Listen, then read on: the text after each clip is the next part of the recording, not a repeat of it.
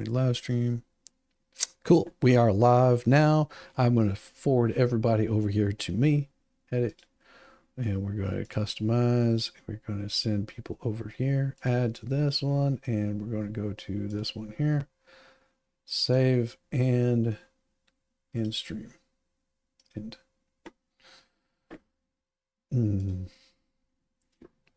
hold tight. Hold tight.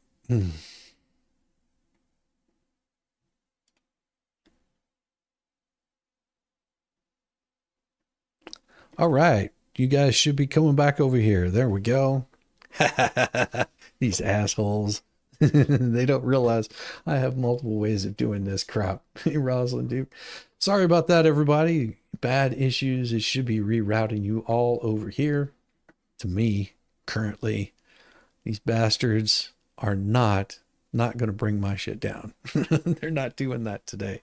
It's not going to happen. These little screwing around, it's not going to work. It's not going to work for me. It's not going to work for them. They're not getting away with their shite. That's what's happening. I'm going to see if I can make this happen here. Give me just a second. And transition happens. All right, that worked there. No, that's not working where it should be. All right. Seeing that YouTube is being asshole. Sorry about that, everyone. This is absolute garbage. Can hear you now. That's better.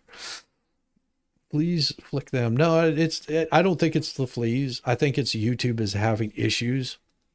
YouTube is having issues, and it's I mean, I'm looking at the StreamYard, and I can't even log in through StreamYard right now. Like none of it. I mean, StreamYard opens up, but if I go in and try to enter the studio, it's completely gone. Like it's still showing that it's live over there. And I can't end the stream. I can't do anything. Like I have a stream also happening over on the on Rumble and Twitter.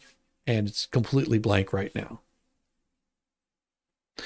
No, this has nothing to do with bubbles. No, this has nothing to do with bubbles. Not blaming that kind of stuff. Your bet is StreamYard did a shitty update this weekend. That could be. Not YouTube. It's only StreamYard users having issues. No, it's not just StreamYard users having issues. I mean, it's I had no problem getting StreamYard up and running. This one I do think is a combination between StreamYard and YouTube. I don't know what they did wrong, but we know that it's completely jacked right now. But luckily I have OBS, and I'm actually I have some quality time with OBS, and it's gotten much better. It's gotten much better. It's gotten much better. Here we go. It is crazy to me, but here if I could show you the screen, I don't think I have this set up for it currently. Let me see. Nope. See, I don't have it set up. But if I showed you what my screen looked like, it just says something went wrong. Please ensure that connected to the internet. If you are, this may be on our end. Let us know if this continues. Try again. And of course, StreamYard is jacked all to hell. But we're going to continue on with our story. They ain't stopping me now, bitches. I'm on a roll, and I'll get this set up where it works a lot better. Where it ends up working much, much better. It'll be fine. So that's why Trump won his election bid last week. It seems a bit suspicious that Cuban, unlike the rest of Team Camel Toe, was on the first people to congratulate him. Harris herself didn't even speak up until well into the next day, but Mark Cuban did say, "Congratulations at the real Donald Trump. You won fair and square. Congrats to Elon Musk as well. And Godspeed." And now Cuban has been caught deleting all of his pro-Camel Toe tweets from his own X timeline. The popular Libs at TikTok account called him out. Mark Cuban is apparently deleting a bunch of his pro-Camel Toe posts. What's going on, Mark Cuban? For what it's worth, Mark Cuban replied and says just something he does from time to time, and that he did it for the 2016 and 2020 elections also. Others who had interacted with Cuban during the campaign season began noting that he also deleted his responses to them. Cuban didn't offer any clear explanation as to why he deleted any posts and interactions that involved him supporting Harris and the Democrats, so it's only natural for people to assume that Trump was right. The whole situation comes across as someone who's very insecure, lacks any actual principles. My guess is that Trump will be getting many more of those pointless calls he mentioned over the next 4 years. It's no secret that culture has lined up against the truth. That's why it's important for truth tellers like all of their talented writers at PJ Media to become a VIP member. And they do have memberships over there. They have gold and all these other kinds of little memberships. That was a story by Sarah Anderson, and she's a freelance writer and journalist. She's been doing it for 15 years. And she also likes hanging out on her small farm, swimming, traveling, obsessing over a football game, or listening to Tom Petty. I feel for you, Sarah. I feel for you. We also have two more picks for Trump's administration. Trump's new administration is quickly taking shape. Tuesday evening, Donald Trump has announced 2 major nominations that underscore his commitment to America First national security policy. Trump's picks are poised to bring fierce dedication to upholding American interests and strengthening national security. It's crazy. It's crazy. Send help to Mo, please. Is Mo just canceled her stream until she can fix it. Send help to Mo, please. Here's what I'll do. We can make this really good. I'm going to send an invite to her really quick. I think I can do that. Let me see. Recordings, highlighter, app store, overlays, editor. It's been a while since I've done this. Dashboard, settings. See if I can do a multi-streaming, stream, output, advanced. See if I can do this. Notifications, appearance. Yeah, there's a bunch of streams just dived at the same time. Yeah, that's going to happen. That's why you should come over here, because I'm fucking awesome. You can tell all those other streams that mine's up and running. All those people that were downplaying OBS, OBS sucks, it's horrible. Guess what? I would love to bring Mo on, but there's a problem with that. Is I haven't done the multi-stream on this ever. I plan on getting that set up, so if I could, I absolutely would. Let me see if I can find it. It's in here somewhere. Multi-stream, stream, blah blah blah. Nope. Output. I could do that. Nope. Audio. Nope. Video. Nope. Start streaming, click to rebind, blah, blah, blah. I've got those sources. Yeah, see, I would love to bring Mo on. I would absolutely love to bring her on. She's an absolute sweetheart. Let's see. We're going to find appearance. No, nope. Let's see. Let's see if I can add something in here. Sources, give me a second. And I'm going to look for display capture. I guess I know what I'm doing tonight. I know what I'm doing tonight. I'm figuring out how to bring in multiple users tonight. Yeah. It'll happen.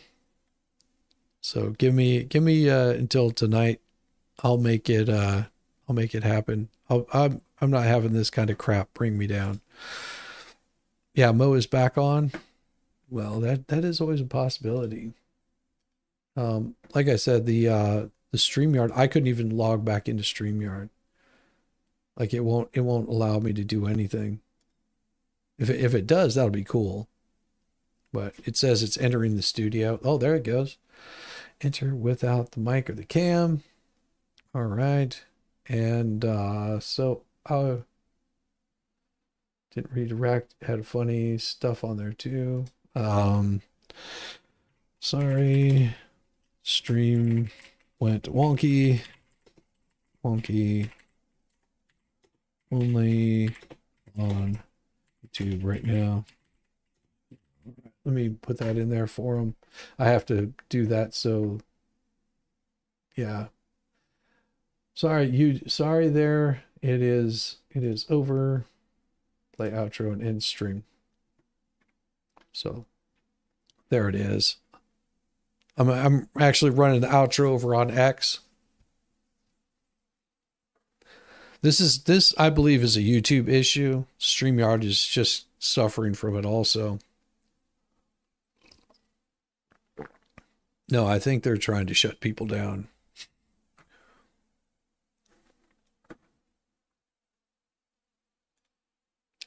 I think what is going on with YouTube is, I think the reason that they're doing this is because they know people are streaming to multiple locations, that they're streaming to Rumble, streaming to Twitter, and YouTube wants to get the monopoly on the only people that you're streaming to, because that's where we get the most interaction.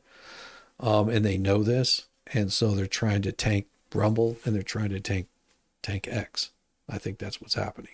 I could be wrong. I mean, I'm an idiot, so I don't know too much of anything, but that is my suspicion, that that's what they're doing. Is they've got this, they're trying to get their hands on all of the YouTube stuff. Yeah, Mo is having the same problem. She should be back. Somebody said they're back up and running, and I can always go back in and restart all of the YouTube stuff, but I'm not planning on doing that. I'm not freaking worried about it. Not worried about it one damn bit. I know that, yeah, it's BS if it's so. Well, see, what I'm going to do is today, I'm probably going to set up StreamYard and get it taken care of, so I'll not have whatever shizzy did. It worked. I buy that for $1 shiz. Yeah. YouTube a-hole. Absolute. It is an a-hole. And that's why being subbed up, you get those kinds of notifications, that whenever these kinds of things are happening, pull out the cartridge and blow out the dust. That's right, Keister Bunny. How you doing? Hey, Yamaha. So it happened again. YouTube being a-hole. They can't help it. It's so difficult for them to do what's right. So difficult. But what I'm going to do today is I'm going to get this set up so it runs. I can get multiple people on, and pretty much going to kick StreamYard to the curb because of the problems that they're having. And if it happens on using Streamlabs also, then more than likely it's a bigger deal than we know. Yes. Because right now I can't even show you half of the stuff that I want to. I really can't. I wish I could show you like a lot of the cool clips that I had, but you'll just have to wait for tonight. Tonight will be a different stream. We'll see what happens. I did a little bit of testing yesterday with the gaming software. Was it yesterday or the day before? Did a little bit of testing with that, but I'm going to make Streamlabs for the whim. It may be, maybe. We'll see. I've just got a little bit to do to get it set up and make it work right. OBS is a pain in the ass most of the time, but the Streamlabs OBS seems to be much easier to deal with. I tried Prism. Prism for me gets all janky and starts having lots of issues, and then to do like multi-streams is pretty cool. But the only problem with it is having multiple guests on. You have to download extra software and crap like that. And I don't have time to fuck with that. So I'll just get the Ultra, and then I should be able to stream multiple places. But it is what it is. These are the part of the things. Last spring before nationwide internet outages. Yeah, really weird, isn't it? So as I was saying, Mark Cuban is pansy. Melania declines White House meeting with Jill Biden for a startling reason. What was her startling reason? It's a traditional thing during the transition from one presidential administration to another. The outgoing First Lady hosts the incoming one for tea and shows around the White House. This is one of the more genteel encounterments of the peaceful transition of power in the U.S., but has become very fiery this time around as Melania Trump has just declined an invitation from Jill Biden to sit down for a happy transition chat. Ungracious, bad manners, hateful. We will be hearing all of that and more from the left's propaganda organs, but is always the case, reality is different. The New York Post reported Monday that Melania declined an offer to head to the White House Wednesday to meet with Jill Biden, citing the Biden administration's past raid on Mar-a-Lago as part of the federal government's investigation into classified documents. Now that makes sense. Holding this corrupt and authoritarian regime accountable and refusing to normalize it or to act as if its criminal acts were just part of the great game of American politics could be the most consequential and important thing that Melania Trump or any First Lady has ever done. The Post quoted an unnamed source who was familiar with Melania's decision and said, "She ain't going. Jill Biden's husband authorized the FBI snooping through her underwear drawer. The Bidens are disgusting. Joe Biden isn't someone Melania needs to meet." This is harsh language, but the source certainly had a point. Donald Trump, Joe Biden aren't just political opponents. After the fashion of Jimmy Carter and Ronald Reagan or George Bush and Bill Clinton, Biden is the first president ever to have treated his principal opponent and eventual elected successor as if he was a criminal. What polite veneer could or can or should remain between the Trumps and the Bidens after that bullshit?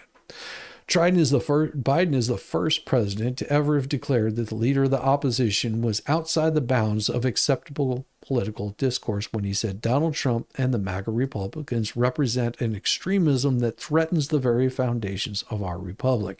That wasn't just heated rhetoric either. The Biden-Harris regime had its henchmen acted upon it with the Mar-a-Lago raid, the conversation of misdemeanors into felonies in order to be able to brand Trump as a convicted felon, the fabrication of a grape charge out of the obvious fabrications of a historic fantasticness, and so much more. Melania said this about Mar-a-Lago raid last September. "Yeah, it made me angry," she called it, quite justifiably. An invasion of privacy. Corrupt Biden-Harris regime, or I'm not even sure what that word is, who unfortunately held the job of FBI agent, the Post reported, scoured Melania's wardrobe, combed through her 78-year-old husband's office, and even reportedly searched one of her son's Barron's rooms, ransacking through the First Lady's wardrobe, ostensibly in search of classified documents, which is very much the stuff of authoritarian regimes, but there's a certainty, no indication that Dr. Jill had any objection to any of this, and she almost certainly did not. So why would Melania sit down and exchange pleasantries with someone who would be thrilled to see her behind bars? "I saw unpleasant stuff that nobody wants to see," Melania recounted, "and you get angry because you know nobody should be putting up with that kind of stuff. Indeed, especially in light of the fact that the whole thing was the most base and irresponsible political grandstanding, and it was so flimsy that it couldn't even survive all the way through the election cycle. Trump's confidential documents case was dismissed by the U.S. District Court Aileen Cannon in July. If Shizzy lives in Atlanta, is it sort of prison? There's the blue wall. Yeah, I guess so. To be sure, Donald Trump is scheduled to meet with old Joe Biden in the White House on Wednesday. In his buoyant statement after Trump's victory, old Joe said, "For over 200 years, America's carried on the greatest experiment in self-government in history in the world. And it's not hyperbole. That's a fact. That's a fact. We're the people vote and chose their own leader, and they do so peacefully, and we're in a democracy. The will of the people always prevails." No, we're not a democracy. We're a fucking republic. Sorry, Joe. This was an attempt to dunk on Trump for the fictional insurrection of January 6, 2021, but it only reminded those who've been paying attention to the Biden-Harris regime efforts to thwart the will of the people and demonize and destroy the people's choice. Trump accepted the meeting, but he won't be accepting the left's framing of that meeting. If everything goes the way it's supposed to, Donald Trump will become the president on January 20th, 2025, replacing the most corrupt, anti-American, and authoritarian administration in U.S. history. Melania Trump has declined to treat that transition if it were business as usual. Brava. Brava.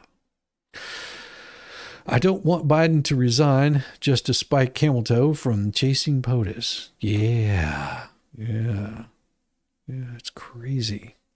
It's crazy. Crazy how that goes. Crazy how that goes. Hey, you want to see some really cool stuff? I'll show you something really cool. Watch this. Watch this. See? This is pretty neat. You see how that works? Boom. Money. Money comes flowing out of the sky. And then, of course, whenever you do a super chat, check this out. Little thing comes out. Whoa. Isn't that cool?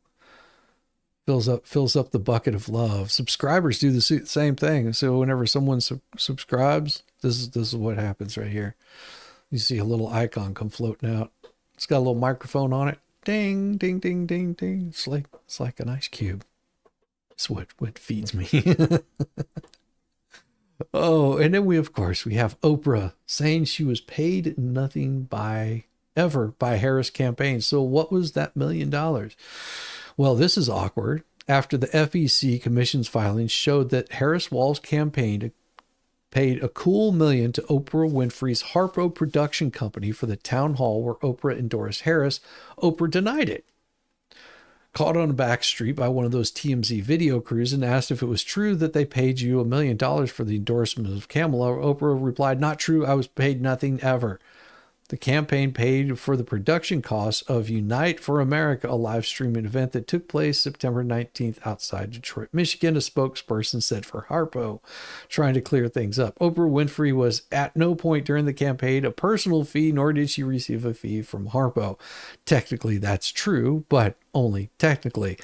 It was Oprah Winfrey's production company that received the 7-figure check, but Harpo is owned by Winfrey for all intents and purposes. Harpo is Oprah. Just spelled backwards. The FEC paperwork shows that Harpo was paid for an event production, not for Winfrey's endorsement. But does 94 minutes of unscripted live television produced on a small set really cost $1 million to produce, or was it Oprah's personal fee, just part of the overhead?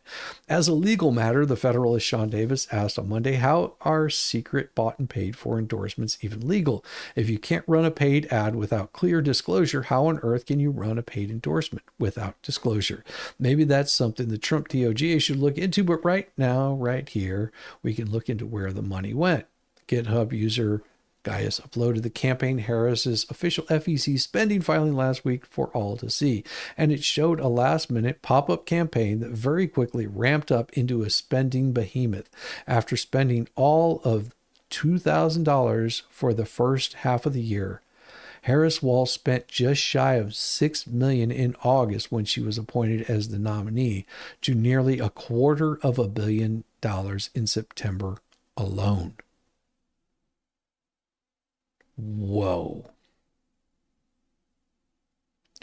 On Friday, PJ Media's own Robert Spencer answered the question, where did Kamala's billions dollars go? And the answer was about what you would expect. She blew it on ineffective advertisement and social media outreach. The rest, she just wasted. Harris spent over $15 million to hire the parade of icky celebrities she trotted out to boost attendance at her rallies, sent a cool $1 million to Oprah Winfrey for hosting a town hall with her and appearing at her final rally. Oh, you thought Oprah was appearing out of conviction, love of her country, and thoughtful support for the candidate she thought would best lead us through the perilous coming years? Come on, man. Harris somehow managed to outspend Donald Trump's campaign by 6-1 on staffer salaries.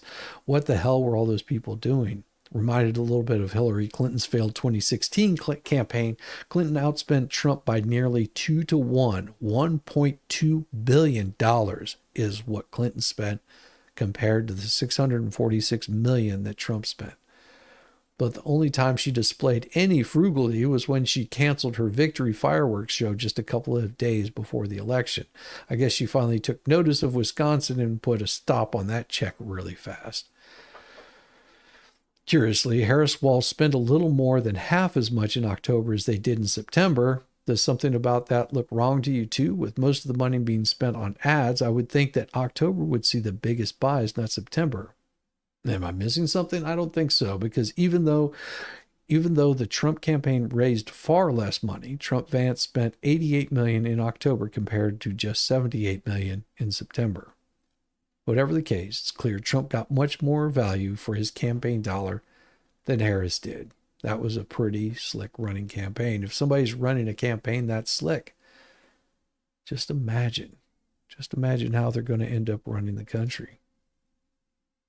Weird how that works. And we have this one from Dennis Prager.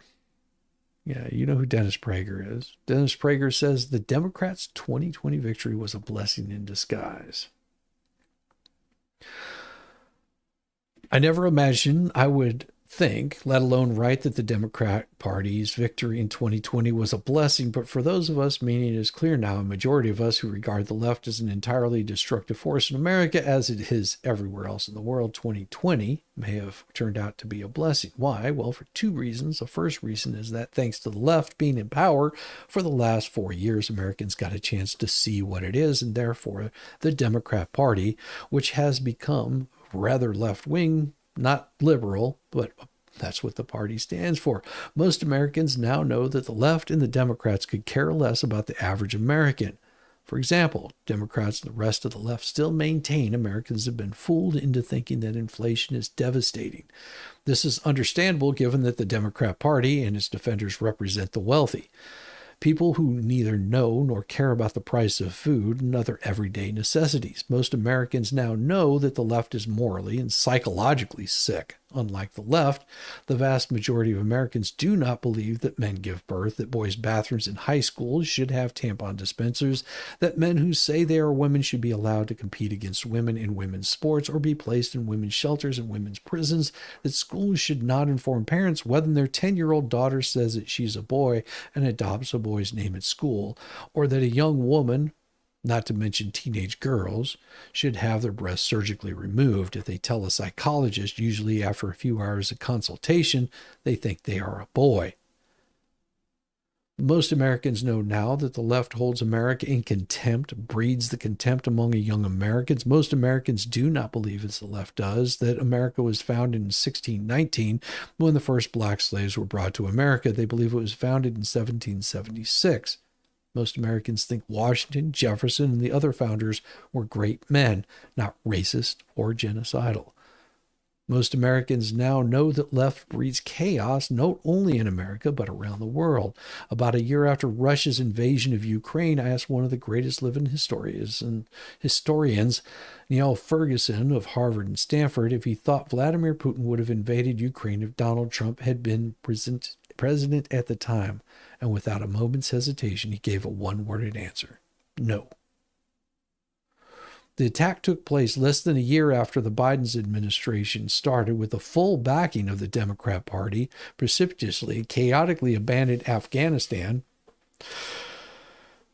Well, and Prager says for no good reason, except that we were planning on pulling people out. There was a reason why we were leaving Afghanistan, but it was handled horribly, causing the unnecessary deaths of 13 servicemen, the deadliest day in the U.S. military in Afghanistan since 2012, and wounds to another 45 service members, leaving the Afghan people to the Taliban and leaving behind about $7 billion in military equipment.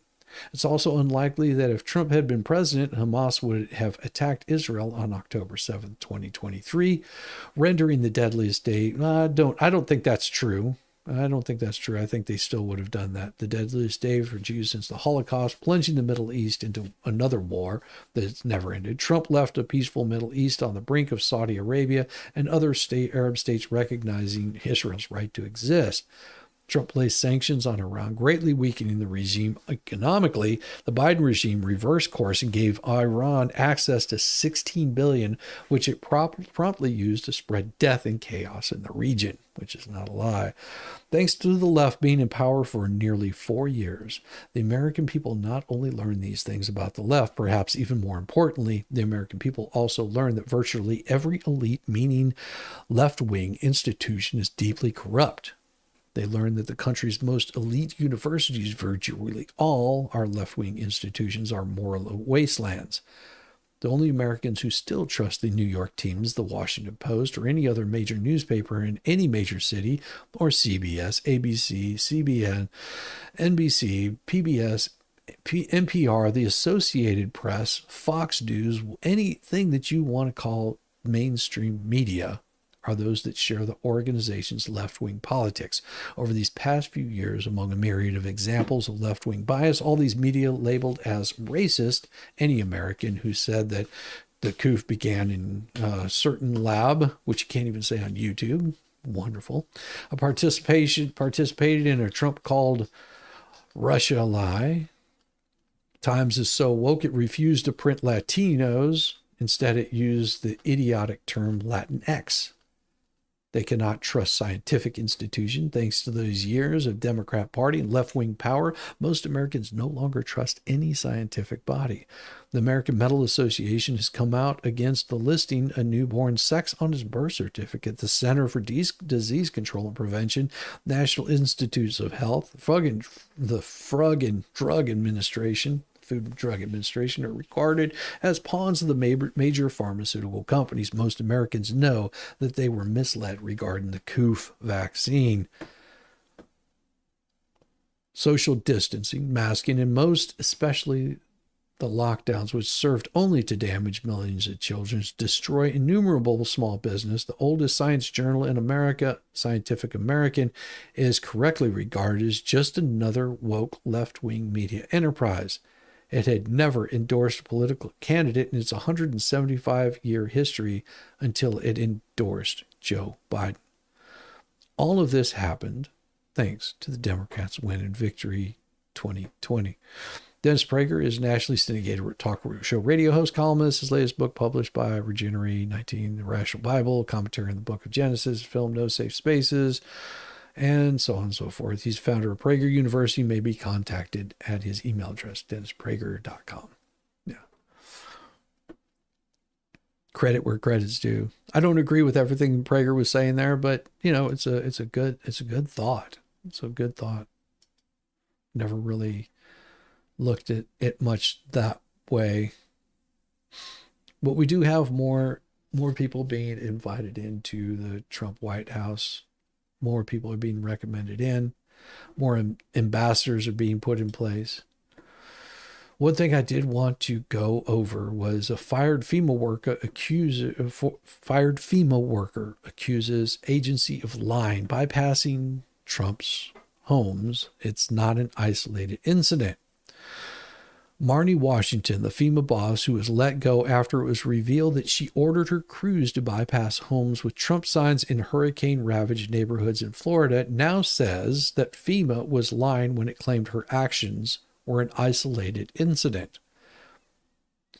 FEMA preaches avoidance first, then de-escalation. This is not isolation. This is a colossal event of avoidance, Washington said in an interview with YouTube podcaster Roland Martin. Not just in the state of Florida will you find avoidance in the Carolinas. Not just in the state of Florida, you will find avoidance in the Carolinas. FEMA Administrator Deanne Criswell said in a statement published November 10th, this is a clear violation of FEMA's core values and principles to help people regardless of their political affiliation. This employee has been terminated and we have referred the matter to the Office of Special Counsel. Senior leadership will lie to you and tell you that they do not know. In fact, employees were told to avoid some streets due to hostility by victims of the storms. If you look at the record, there is what you call a community trend, the political hostility that was encountered by his team. They just so happened to have the Trump campaign signage, Washington said. If we are noticing on, for example, Mary Street, and we're greeted by an unwelcome arms where people are coming out with guns blazing, screaming at us, then that's a street we need to avoid altogether. Guns blazing, oh, come on. How would you feel if your house is in ruins, you've got nothing to eat, no clean water, and this FEMA team shows up with an attitude about Trump's signage? I'd do some screaming too. Washington also instructed her crews to practice de-escalation and preventative measures and to not go anywhere alone.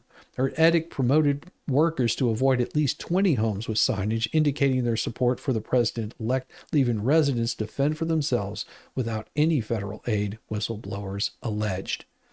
She warned volunteers to follow the rules and take frequent breaks and drink water.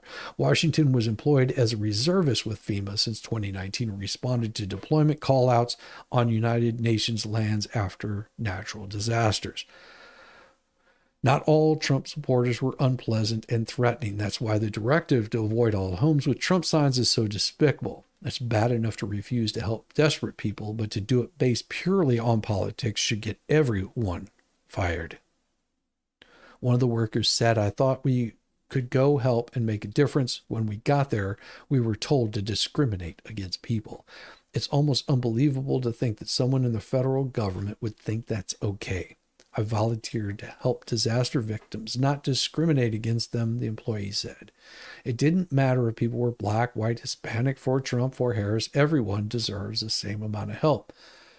Florida Governor Ron DeSantis promised a thorough investigation. The blatant weaponization of government by partisan activists in the federal bureaucracy is yet another reason why Biden-Harris administration is in its final days. He also said, "At my direction, the Division of Emergency Management is launching an investigation into the federal government's targeted discrimination of Floridians who supported Donald Trump.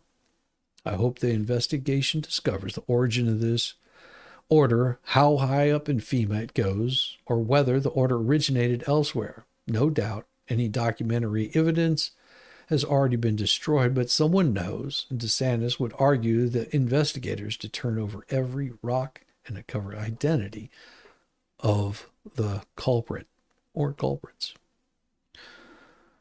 Down from the top, stand on your head. But we have people leaving left and right. Well, we have them leaving left and right. Legendary journalists walked away from the sinking ship that is the mainstream media. Who would do such a thing?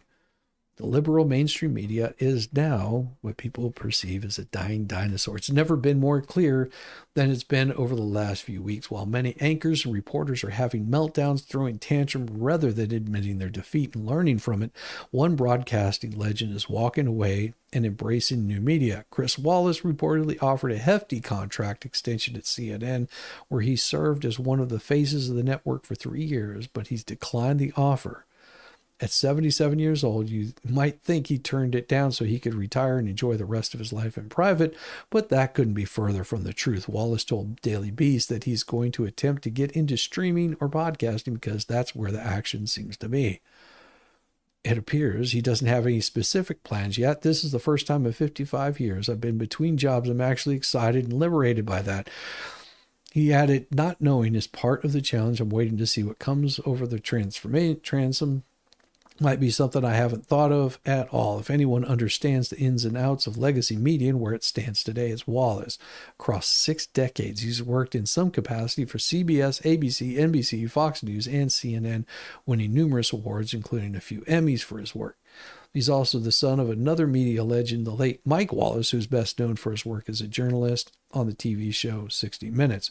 Rather than sit around and have a hissy fit about what's going on around him like many of his colleagues, he's making it sounds like a smart move. While this idea of new media has been on the rise for years, it has never been as prominent as it was during the 24 presidential election. Many people have cited Elon Musk, a new freer version of Twitter, as X is a newer, freer version of Twitter, and Trump's appearance on podcasts with Joe Rogan and Theo Vaughn are as reasons why the president-elect was able to reach so many new supporters. As Musk puts it, news should come from the people. No, it's just he was speaking to crowds that agree. People that he just needed to get that message out to. News should come from the people, those actually on the scene, who actually are subject matter experts. Longtime New York Times reporter Frank Bruni is another one who gets it. He appeared on MSNBC recently and broke the news to those poor souls. All of us have come to grips with legacy media is just not as important as it thinks it is.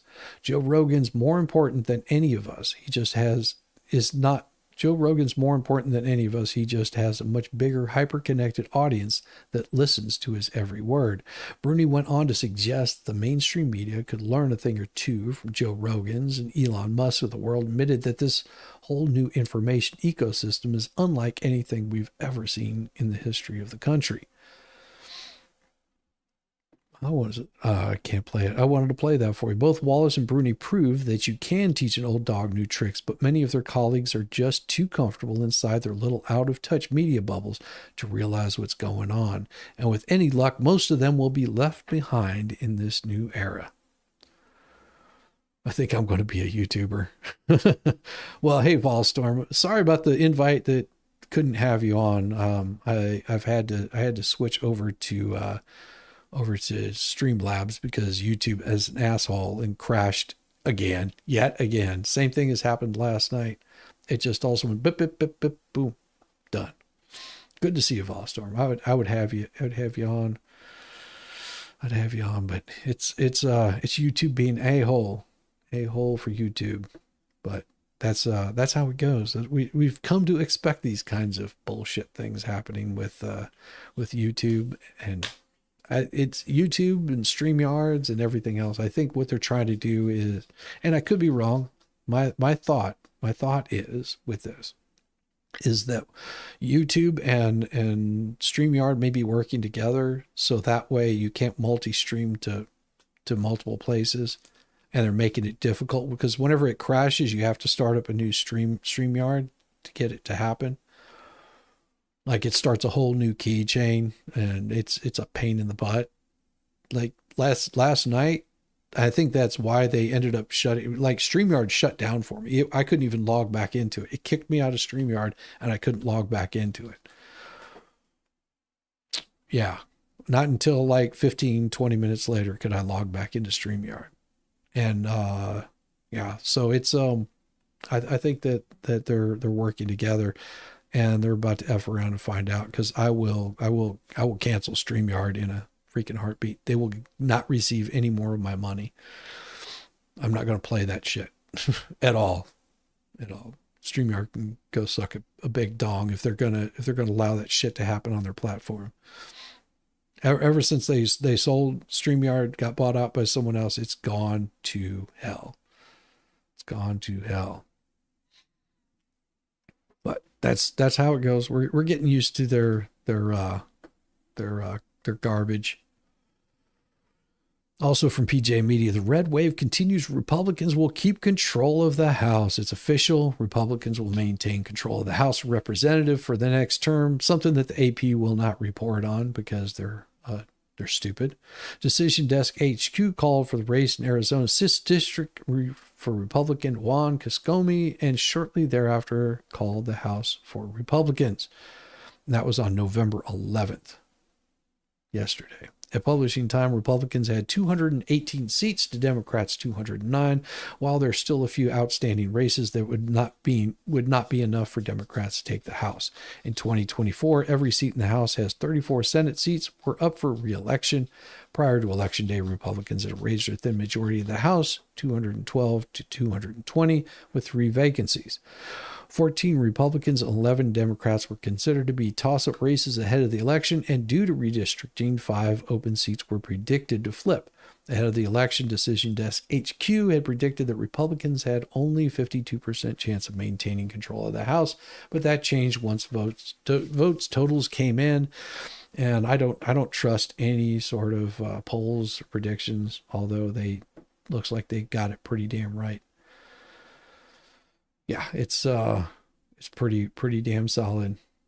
The Decision Desk headquarters announces 219 Republicans and 211 Democrats, and you only needed 218. That's the most updated numbers. And of course, there's a couple of Democrats are on the verge of getting included. This is also from PJ Media. According to the AP, there's still just 2 away. Exactly. The AP is asshole. I don't trust AP. I'm done with them. Done with their line and their garbage. Hey, good morning, Lilu. How's it doing? couple of Democrats on the verge of getting a clue. Leftists are in a state these days. Their catastrophic defeat on November 5th has not, however, led them to any self-reflection. Instead, they're full of fury, righteous indignation over Trump's victory. And instead of seeing it for what it really is, many leftists are taking it as proof that America is exactly how they've been defaming it all these years: racist, sexist, hateful, to the extent that voters rejected the perfect candidate, the candidate of joy, in favor of a convicted felon, a rapist, and the enemy of all that is good, Donald J. Trump. Now, however, a couple of Democrats in Congress are showing signs of being on the verge of an actual independent thought. They're not household names by any means, but one is in the Senate, the other is in the House, so they're not exactly guys ranting on the street corner either. Fox News reported Monday that instead of indulging in the usual finger-pointing self-pity, they issued blistering assessments of where their party stands after Tuesday night's overwhelming election defeat and offering suggestions about changes that Democrats need to make. They're still Democrats, so they don't see the full magnitude of the damage the left has done to the country and the corresponding disgust that almost all Americans feel towards the leftists who have done that damage, but they're taking steps towards the light. Senator Chris Murphy, Democrat in Connecticut, wrote on X, "That was a cataclysm. Electoral map wipeout.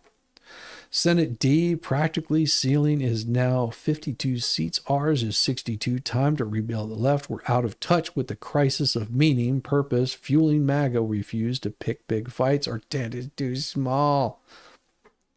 As if that weren't enough, he added, "The left has never fully grappled with the wreckage of 50 years of neoliberalism, which has left regions of Americans adrift as local places are hollowed out.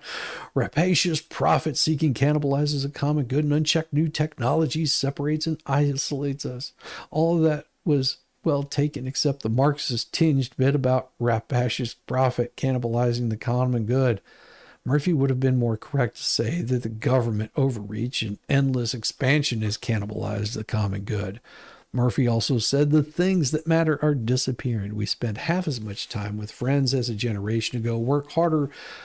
Hard work no longer guarantees economic mobility. Institutions like churches are delegitimized. Places' identity evaporates as we become global citizens, as the left has been the engine of America's de-Christianization and globalization.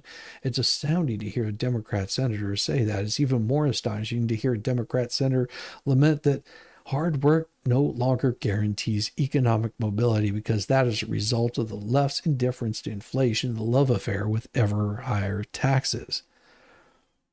Thank you, Betsy. Appreciate it. Wait until Inauguration Day, and after that, well, then I'll start. There you go. Murphy inched closer to reality when he said, "Does racism explain part of the attraction of the right's nativism? Of course. But mass deportation is a terrible response to America's real sense that they're helpless in the face of global forces like increased migration." The left largely ignores this pain. His claim of racism on the right was to be expected, and his dismissal of mass deportation as a terrible solution to the problem was characteristic of a leftist. It was remarkable that he admitted that the left ignores the pain that mass illegal migration has caused to many Americans who can't find work or are working extra jobs to try to keep up, while illegals have more lavish benefits handed to them. Above all, Murphy said, "We don't listen if we tell people what's good for them." Yeah, that's the left's arrogance, condensation, smugness, and refusal to admit that patriots had any point dismissing them all as racist, bigoted, xenophobes, and that's what cost Harris her election as much as anything else did. Meanwhile, Representative Pat Ryan wrote on X, "First and foremost, if you're using the words moderate or progressive, you're missing the whole fucking point. It's not ideological. It's about who fights for the people versus who further empowers and enables the elites." Like Murphy, he sounded a Marxist quote. "I put affordability front and center every day. Most importantly, I told folks exactly who it was ripping them off, and I was grounded locally. It's the billionaires and big corporations making record-breaking profits while the rest of us struggle." He didn't say anything about big government fattening itself at the expense of the people. Ryan, however, also showed that he had at least some common sense, a commodity that's extremely in short supply on the left. I went on Fox News like a lot to call out Biden for not doing enough to restore order at the border. To be clear, Trump's approach isn't right either. But when the system is broken, you call it out and you work to fix it, no matter who's in charge. All right. After explaining some of these areas of agreement and with each side, he said it's not enough to throw these seemingly desperate policies at people. We must articulate a unifying principle and clearly tell folks who's at fault. For me, it was freedom and patriotism, and fault lies with the same elites in both parties who've run this country for far too long. Calling out the uniparty? Hey, for a leftist, this guy does have some sense. No, show no quarter. Will Murphy and Ryan chart a new course for the Democrat Party? Nah. The party of Andrew Jackson and FDR and JFK is way too far gone for that. But it's good to see that not everyone with a D after his name is absolutely gleeful and unrepentant bat guano insane. And that was written by Robert Spencer, director of Jihad Watch and the Shillman Fellow at the David Horowitz Freedom Center. He's authored 28 books, including many bestsellers, such as, I'm not even going to name them all, but he does write quite a bit. This man's a hell of a writer, Robert Spencer. There you go. And that was brought to you all by PJ Media. They do have discount codes if you want to get them there. Hey, good morning, Megan Fox. Good morning. If Megan Fox is here. Hey. Weird you can't get back up to the beginning. Oh, here's the problem, Megan. So YouTube crashed. And crashed StreamYard. I had to restart the stream all the way from the beginning. And we actually read one of your articles. No, the link won't work anymore because I could not even start StreamYard back up. It was so jacked. So I had to open up OBS to continue on with the stream to finish out my morning. So good morning. Good to see you. Sorry, I don't have it set up. Yeah. Megan's StreamYard shutting down, had to start again. Yeah, it's been doing very weird things, and StreamYard is about to lose one of their paying customers. They're about to say bye-bye. Yeah, you missed it. Yeah, you missed it this morning. But it has been a good morning. Which one did we read? Oh, which one did we read? It was your story from the other day about women. Yeah, about how they've opened up the door with all these women shaving their body parts and wanting to divorce their conservative men and move away, and get away from like the core values of being women. It's beautiful. It's a beautiful thing. Get rid of the horrible ones. Yes, it is straight across the board. Hopefully you can stream also today, Megan. It'd be a crying shame. It was quite funny. I had some weirdos come in here last night, real weirdos, and they're I don't know who this person was, but they were it was last night they came in and they were saying Megan is talking trash about you over with Tug or something like that. I was like, well, she's welcome to talk trash, which I knew was an absolute lie because both Megan and I had talked earlier that day. I was like, well, if she's mad at me, then she's welcome to talk trash. I think they were just trying to stir up drama between channels. They must not know us very well. They must not know us very well, because if Megan has a problem with me, which she's had problems with me before, because I misspelled her name. She was like, "That's not how my name is spelled." It's funny. It's funny. See, that's why I laugh, because Megan and I have a good relationship. I don't stress over crap like that. We're not like these haters that want to start shit between other creators. But yeah, I was just like, I don't know what they're talking about. So I don't even think you probably even talked about me at all last night. They call me garbage.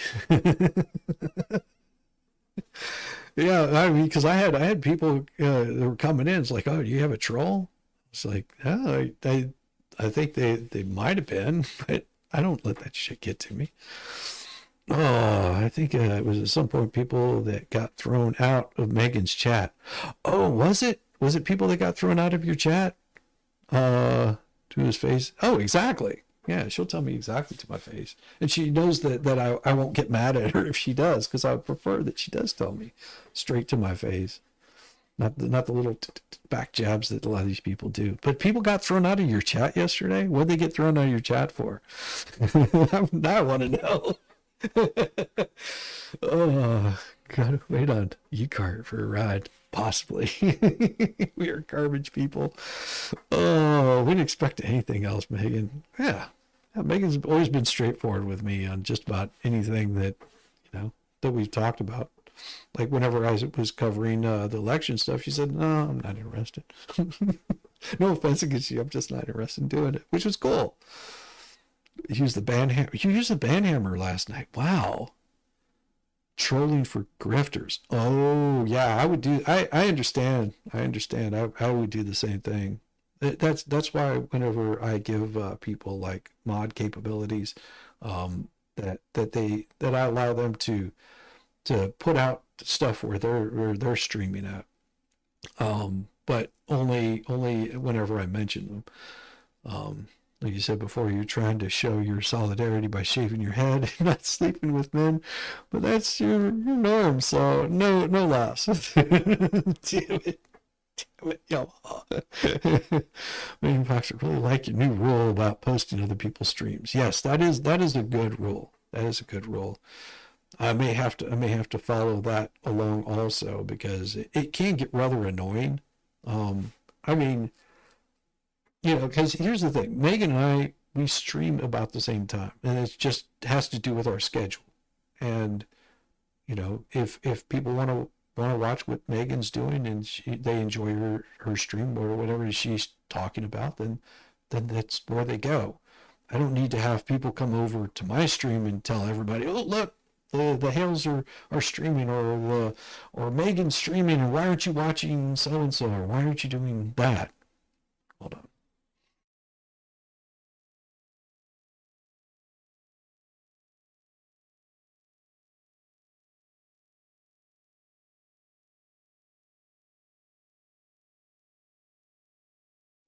There we go. Now that should be better. Thank you. Thank you very much for that, Yamaha. Uh, my mic was acting up again. It's good to know. Um, but it becomes annoying whenever you're trying to run a stream and everyone's like, "Oh, look, so and so is on." Okay, they're on. Well, if you've got your notifications, they'll get the notification. Why would you want to interrupt my stream to talk about it? So that makes good sense. Good for you, Megan. Good for you. I think I'll use that. I'll use that also.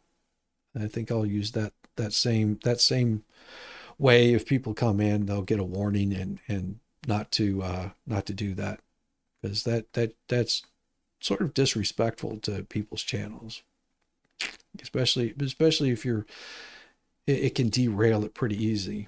It's the same thing where people come in and they start going off of on every other kind of thing. It's not that I don't have love and respect for somebody else's channel. It's just, we've got to, I can't, yeah, here's the problem. I would love, yeah, not right now. You can't come on OBS. I don't know how it's set up in OBS. I know there's a way to do it. I just haven't figured out how it's done. So I will be on. What I'll do is I'll send you a link for like after stream. How's that sound? I'll send you a link for that, and come by. I think it should be the same one I sent you earlier. Give me just a second and see. I'll have to open up StreamYard, but I think it ends up being the same one. Let me see real quick if it is. I think this is the one that I was in. I think here, I'll send you this one here. I think it's the same one. Give me a second. Damn it. Stop being a bitch. Copy. Enter. I'll double check and see if it is from what I sent you. There we go. Why is it not dropping it in there? There we go. I think it might be the same one, and that's for the after. I'll be in there. I'll be in there shortly.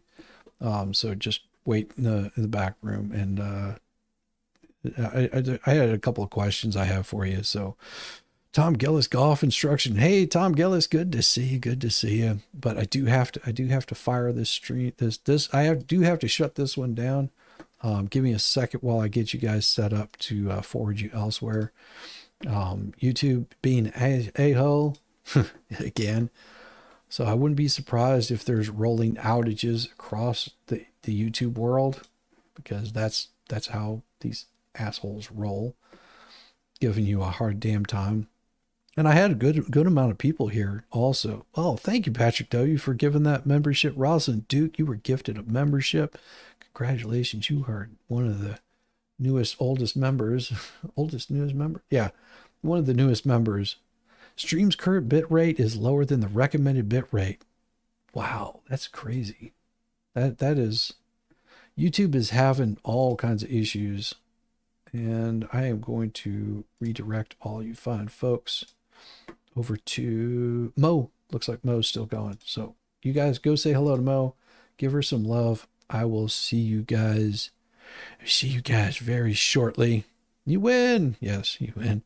I will see you guys very soon. The outro that I have is not the correct outro.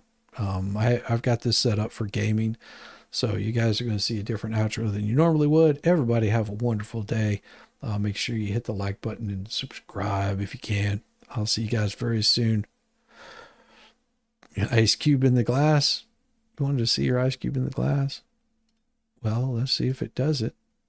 I don't know. It should have done it. Anyhow, we will see you guys very, very soon. I will catch you later. Peace.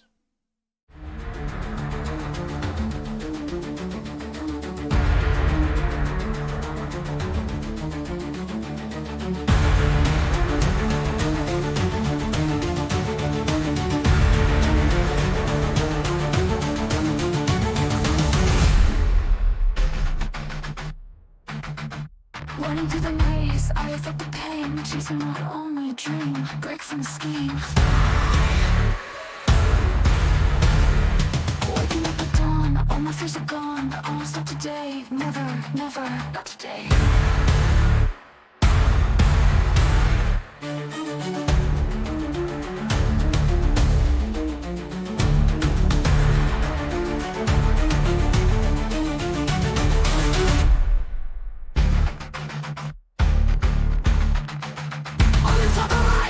Compromise, rise above it all, not gonna fall.